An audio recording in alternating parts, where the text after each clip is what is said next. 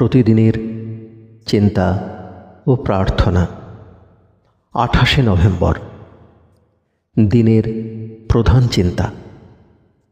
আত্মসমর্পণ করিতে পারিয়াই আমরা প্রভুর শ্রীচরণে কৃতজ্ঞতা নিবেদনের কাজ করি।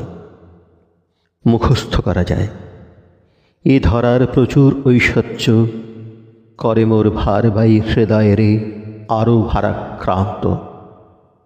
করি না গো আমি কিছুই গোপন তোমার কাছে, নগ্ন করিয়া এবে আমার হৃদয় করি আমি প্রার্থনা। দেখাও আমারে তব কমল করুণা, আর করো বাস মোর হৃদয় মাঝারে চিরকাল জন্ম জন্মান্তর। উপদেশ, ইহাই স্বাভাবিক যে যিনি আমাদের অফুরন্ত সম্ভার দিয়াছেন, তাঁহার চরণে আমরা আমাদের কৃতজ্ঞ হৃদয় তুলিয়া ধরিব। তাঁহারই নিরাপদ আশ্রয়ে আমরা ঘুরিতেছি। আমরা হই ধনী বা নির্ধন, আনন্দে অধীর বা সংগ্রামগ্রস্ত। যখন অন্ধকার ঘনাইয়া আসে, তখনই আমাদের একান্ত প্রয়োজন যে আমরা প্রভুর সঙ্গে যোগযুক্ত হইয়া থাকিব।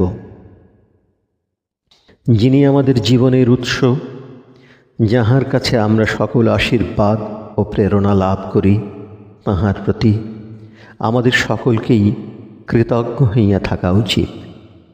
সকলের জীবনের মূল যিনি, তাঁহার সঙ্গে যুক্ত না হওয়া পর্যন্ত আমরা কেহই পূর্ণ আনন্দ সম্ভোগ করিতে পারি না। ইহাই আমাদের যথার্থ সৌভাগ্য, যখন আমরা সতত আমাদের সৃষ্টিকর্তার সঙ্গে মনে প্রাণে যুক্ত হইয়া জীবন যাপন করি। প্রার্থনা, সেই দিব্য সত্তার প্রতি আমি নীরবে আমার প্রার্থনাময় হৃদয়কে তুলিয়া ধরিতেছি। তিনি যেন তাঁহার সর্ব আশীর্বাদ লব্ধ এই হৃদয়কে কৃতজ্ঞতায় পূর্ণ করেন। তিনিই আমার আত্মার পথ প্রদর্শক শক্তি। আমি যেন অসংকোচে আমার এই জীবনকে তাঁহার শ্রীচরণে উৎসর্গ করিতে পারি। তিনিই আমার আশ্রয় এবং অক্ষয় রক্ষণস্থল। আমি যেন তাঁহারই প্রতি নিজের নিরাপত্তা ও পথ প্রদর্শনের জন্য নির্ভর করিতে পারি।